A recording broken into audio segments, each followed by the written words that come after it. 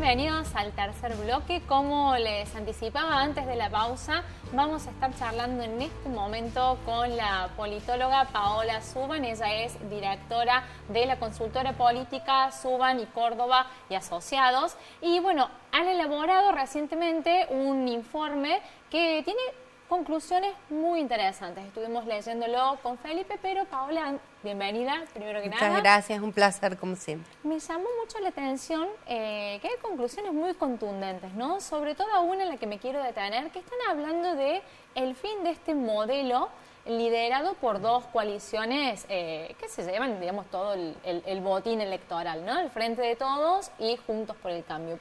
¿Por qué se animan a ir a ese paso? ¿Qué están observando en el mapa político para decir que esto no va más? Bueno, evidentemente hay una especie de ansiedad electoral en la clase política, ¿no? Están todos los dirigentes y las dirigentes debatiendo sobre los perfiles de los posibles candidatos de cara al 2023.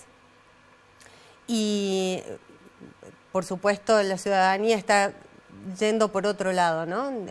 Ocupada con otros temas y preocupada por otros temas. Pero lo que hemos podido ver, y esto es una tendencia que se viene viendo desde hace unos meses ya, es que este bicoalicionalismo que nos puso en los escenarios electorales previos a elegir entre dos espacios políticos como el Frente de Todos y Juntos por el Cambio, en el 2015 y en el 2019 incluso, se está empezando a fracturar, se está empezando a quebrar, y lo que hemos visto es un crecimiento muy sostenido, con una tendencia en alza muy marcada de los espacios libertarios. Un espacio que en las últimas elecciones obtuvo un 13% de los votos y que hoy ya tiene una potencialidad de voto de entre 20 y 21 puntos. Si consideramos que Juntos por el Cambio tiene una intencionalidad de más o menos 28%, el Frente de Todos 23%, teniendo en cuenta además el margen de error de la encuesta, bueno, vemos que hay un escenario partido en tres. Hay que tener en cuenta también además que cada una de las coaliciones tiene sus propias fracturas internas, ¿no? El Frente de Todos ya está exhibiendo una fractura expuesta, sí, podríamos decir. De manera obscena, déjame ponerle la valoración política, porque es muy fuerte lo que está pasando. Sí, porque además están reconfigurando identidades internas muy diferentes, y entonces lo que se prevé es que claramente va a haber por lo menos 2 o 3 candidatos del Frente de Todos para las próximas elecciones. La particularidad es que existen las PASO, que hasta ahora no todos los espacios, sobre todo el Frente de Todos, no ha hecho uso de un mecanismo que, por otra parte, fue creado durante el gobierno de Néstor Kirchner, y que además, fíjate que en las PASO del 2021, por no dirimir candidaturas dentro de las PASO, el resultado electoral adverso posterior de alguna manera trajo a la superficie todas esas divisiones, ¿no? Que no se solucionaron en las PASO. Habrá que ver si en el 2023 el Frente de Todos las resuelve dentro de la PASO o si hay candidaturas por fuera. Juntos por el Cambio también tiene divisiones internas a nivel nacional. Hay por lo menos 7 dirigentes que pueden postularse como candidatos a presidentes, con lo cual hay una diferencia, hay diferencias ahí. Es todo un desafío, ¿no? Para ambos espacios, ¿cómo van a terminar resolviendo? Fíjate que hay candidatos de identidades, de posturas bien diferenciadas dentro del PRO, pero también tenés el radicalismo, que está muy empoderado, que está muy fortalecido, sobre todo en el núcleo central del país, así que también podemos encontrar ahí distintas posturas. Por eso digo, de aquí al 2023 todavía falta Paola, definir esos. Y Paola, el libertarismo, el liberalismo, ¿puede oficiar de árbitro en ese contexto? ¿Cuál es el rol que puede llegar a tener Milei en ese escenario? de fuerte internismo, ¿no?, entre las dos coaliciones. Sí, Milei tiene tantas fortalezas como debilidades, creo yo. Por un lado, su fortaleza es que no tiene un pasado en la política, que canaliza de alguna manera la frustración, el enojo que la ciudadanía tiene con la política tradicional, por esta postura, por esta estética, y no lo digo en sentido peyorativo ni refiriéndome a su peinado, sino que una estética política con la que él se diferencia mucho de la política tradicional, incluso tiene una postura antipolítica. Entonces, creo que él canaliza de alguna manera toda esa frustración y, digamos, esa fortaleza que lo lleva a él a tener un lugar expectable en el escenario nacional. De alguna manera también es su debilidad porque le falta una estructura provincial que, sabemos todos, nuestra Constitución no permite presentarse por fuera de una estructura partidaria, con lo cual queda preso de su propio discurso, ¿no? Va a necesitar tener una estructura política, va a necesitar... Del sistema, la reducción. Exactamente, para poder no solo acceder a un cargo electivo, sino además armar una estructura preparándose para demostrar que está listo para gobernar. No es lo mismo presentarse para una candidatura, para un cargo legislativo, en el que generalmente la gente vota perfiles combativos, perfiles muy polémicos. Es lo que le pasó a Juez, que fue todo un éxito, ¿no? Un juez para Cristina y ese perfil duro, bueno, combativo, como vos lo expresás. Y no se votan los mismos perfiles para cargos ejecutivos. Le pasó a Juez, pero le pasó a Lilita Carrió también, ¿no? Digo, son perfiles que tienen mucha potencia en lo legislativo y después en los cargos ejecutivos, bueno, tienen Pero en dificultad. el plano provincial, Paola, ¿hay preocupación por este fenómeno de Milei? ¿Puede tener impacto en las elecciones provinciales, municipales del 2023? Bueno, yo creo que puede tener cierto impacto. Porque Juez está haciendo un guiño a los liberales, libertarios, toda una novedad también, ¿no? Porque exactamente. Nuestra provincia tiene una tradición conservadora y una tradición liberal muy fuerte. El espacio de Milei hoy, si bien en las elecciones legislativas no tuvo un caudal electoral muy significativo, es cierto que de cara al 2023 puede tener un crecimiento a nivel provincial y puede, por supuesto, hacer alianzas con Juntos por el Cambio. Hay que ver si tiene un candidato propio para presentar en las elecciones y si ese candidato tiene algún peso que pueda significar unos puntos que son, por otra parte, de Agustín Laje, ¿no? Se habló de Agustín Laje. De hecho, a Agustín Laje de hecho, Agustín Laje estuvo en un acto que hizo Milei, creo, en el Parque Sarmiento. Sí. También estuvieron en la Feria del Libro de Buenos Aires antes de ayer. Exactamente, creo. Han presentado juntos un libro. Y Agustín Laje es un cordobés que tiene, digamos, su núcleo de seguidores en la provincia.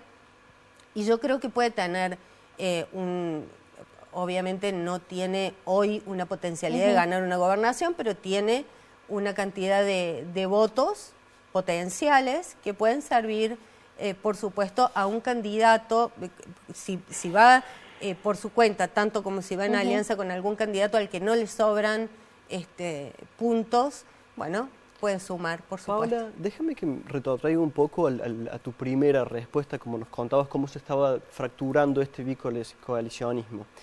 De esas fracturas, ¿puede surgir oportunidad para que una tercera vía que no logró florecer en 2019 pueda formar masa crítica, o habría que imaginar más un escenario en el cual la grieta deja de ser entre el Frente de Todos y Juntos por el Cambio y empieza a ser una grieta entre políticos del sistema y políticos antisistema, o de pronto un tercer escenario que yo no me estoy imaginando? ¿Cómo lo ves vos? Mira, yo creo que esa tercera vía o esa avenida del medio existe. Y al contrario de lo que cree mucha dirigencia, es la que termina definiendo las elecciones. Y te voy a explicar por qué. La dirigencia en general tensiona el electorado hacia los extremos para, de alguna manera, obligarlos o presionarlos a que definan una postura. Ahora, es esa masa más del centro ideológico la que oscila entre una alternativa y la otra. Hoy toda esa masa de votantes que votó al presidente Alberto Fernández en el 2019, una gran parte de esa porción de la población hoy ya no lo votaría. Y entonces tenemos que ver a dónde se va esa masa de votantes. Es una masa de votantes que no tiene una pertenencia partidaria, que no tiene una identidad ideológica estricta o demasiado firme, que va pendulando de acuerdo a cómo le impacta la gestión del gobierno. Entonces, si le fue bien durante la gestión del presidente Alberto Fernández, lo volverá a votar, y si no, va a votar a otra fuerza política. Yo creo que hay una potencialidad en ese votante de centro. Lo que falta es un dirigente que lo pueda representar. Hoy no se ve, por lo menos de manera nítida, un dirigente que sea capaz de capitalizar ese potencial electoral. Paola, y en atención a esto que nos contabas también en tu segunda respuesta, creo, respecto de estos políticos antisistema, y más temprano escuchaba una entrevista de Jorge Fontevecchia con Durán Barba, en la que Durán Barba, que ha participado de las campañas de muchos presidentes latinoamericanos que se han elegido en estos últimos comicios, hablaba de cómo cobran una relevancia increíble para el electorado cuestiones tan banales como la forma de peinarse o la forma de vestirse o ciertos tics, las mascotas.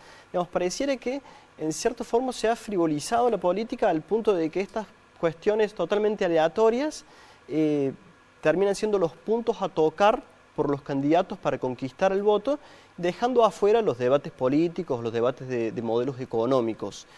¿Esto es una tendencia que vino para quedarse? ¿La política se está frivolizando de cierto modo, indefectiblemente? Mira, yo no sé si diría frivolizar. Sí creo que la gente está vota más por emociones que por un conocimiento racional, porque es cierto que el debate se ha empobrecido, que el debate político se ha empobrecido. Fíjate, el último estudio que hicimos, que terminamos los últimos días de abril y que acabamos de presentar, preguntábamos sobre temas que pueden parecer temas exclusivamente económicos y no lo son tanto. Nosotros preguntábamos sobre el gasto público, ¿no? Si estaba de acuerdo en que había que aumentarlo, reducirlo. Y encontramos que casi el 70% de la población argentina nos dijo que hay que reducir el gasto público. Y digo, no es solo una cuestión económica, porque además no todos los ciudadanos y ciudadanas tenemos obligación de saber de economía o de economía política o de políticas públicas incluso. Pero todos tomamos posición con respecto a los temas que tienen que ver con cómo se gastan los recursos del Estado. Mirá la contradicción.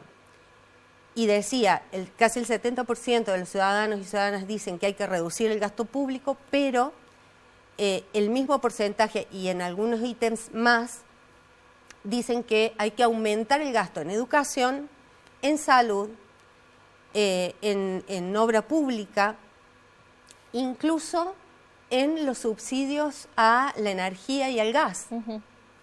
Y el 74% de la ciudadanía dice que hay que reducir los impuestos. Explícame cómo hacemos para reducir el gasto público, reducir los impuestos, pero además aumentar la presencia del Estado en estos aspectos tan fundamentales, ¿no? Y entonces digo, no es solo una cuestión económica, hay un trasfondo ideológico que subyace a lo económico. Es decir, si tenemos una posición más estatista o una posición de achicamiento del Estado. Estos son los debates que me parece que la clase política va a tener que dar de cara al 2023, porque la ciudadanía reclama que haya un poco más de profundidad, lo reclama desde el desconocimiento que tenemos de estos temas y de qué postura tomamos con respecto a cómo se gastan incluso los recursos del Estado, más allá de la pertenencia ideológica que cada uno tenga, ¿no? Y sin duda también los conceptos que los políticos vehiculizan al respecto son muy parciales. Por ejemplo, bueno, Milei hay que el ajuste que lo pague la casta, hay otros que, bueno, están apuntando a los planes sociales. Fíjate para la cómo... gente los planes sociales hay que reducirlos, hay que cortarlos. Bueno, ahí hay un punto... Perdón que te interrumpa, pero que tanta gente hoy recibe ayuda del Estado, ¿no? Sí. Es ¿qué que justamente cuando decimos hay que reducir el gasto del Estado, en lo único en lo que la gente está de acuerdo en reducir, casi en el mismo porcentaje en el que están de acuerdo con aumentar en otros ítems, es en los planes sociales. Y hay una contradicción también ahí, porque...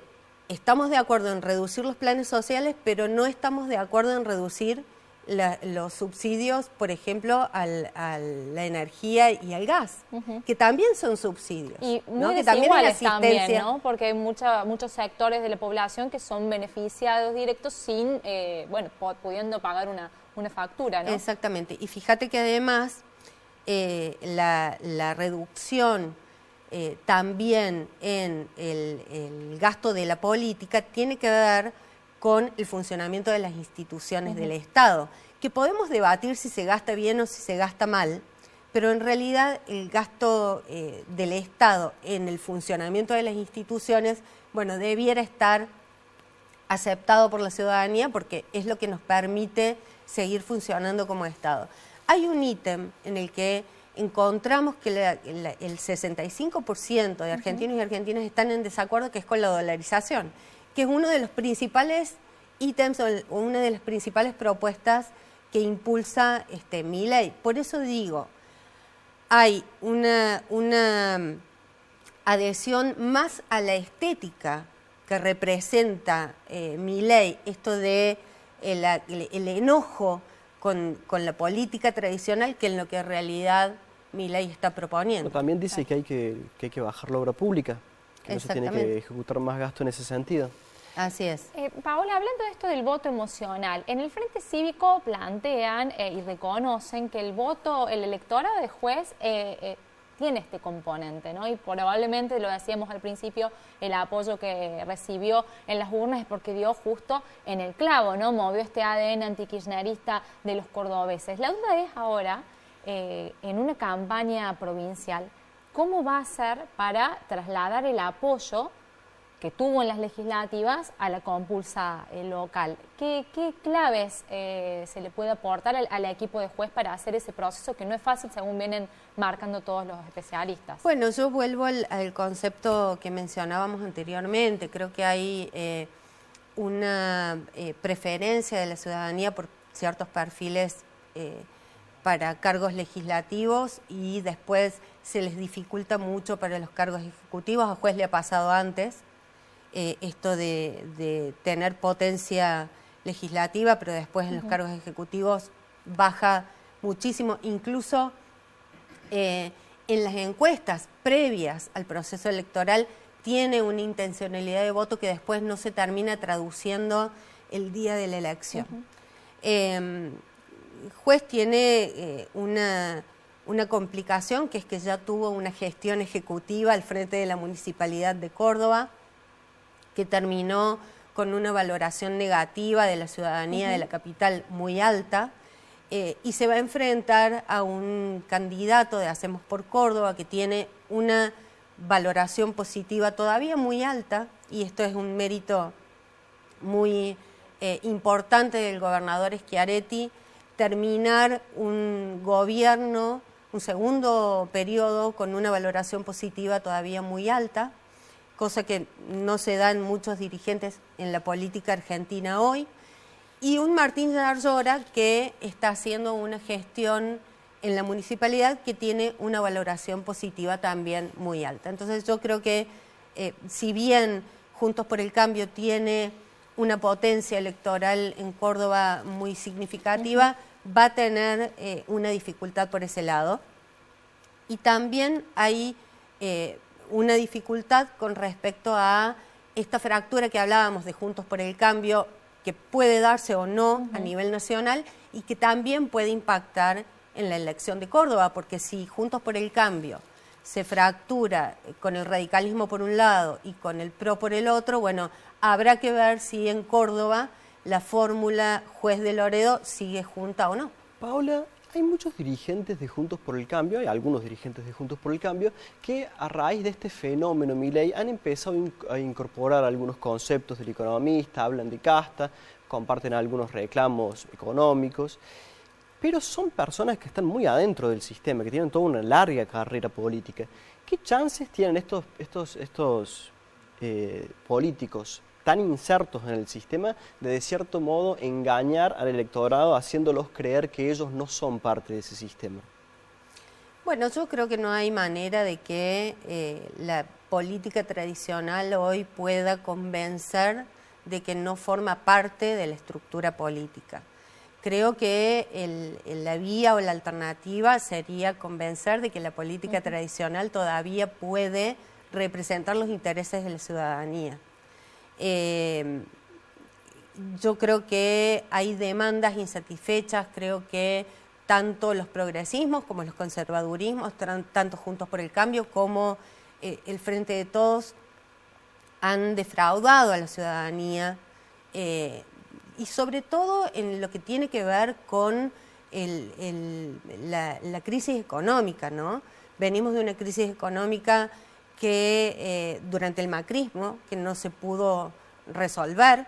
La crisis económica se profundizó durante el gobierno de Alberto Fernández, pandemia de por medio, con errores propios o ajenos, no se pudo resolver, y la inflación es un flagelo que todavía nos golpea y que yo no soy economista, pero todos los pronósticos económicos indican que no tiene un horizonte de solución de corto o de mediano plazo, con lo cual me parece que el debate se tiene que profundizar, el debate político se tiene que enriquecer, la política tradicional tiene que dejar de mirarse a sí misma y empezar a mirar lo que le pasa a la ciudadanía e interpretar las demandas ciudadanas y de verdad propiciar lo que decía un debate político más informado, hacer pedagogía política en la ciudadanía e interpretar estas demandas que todavía están insatisfechas. Muy bien, Paola, muchísimas gracias. Hemos llegado al final, interesantísimos tus conceptos como siempre. Muchas gracias a ustedes como siempre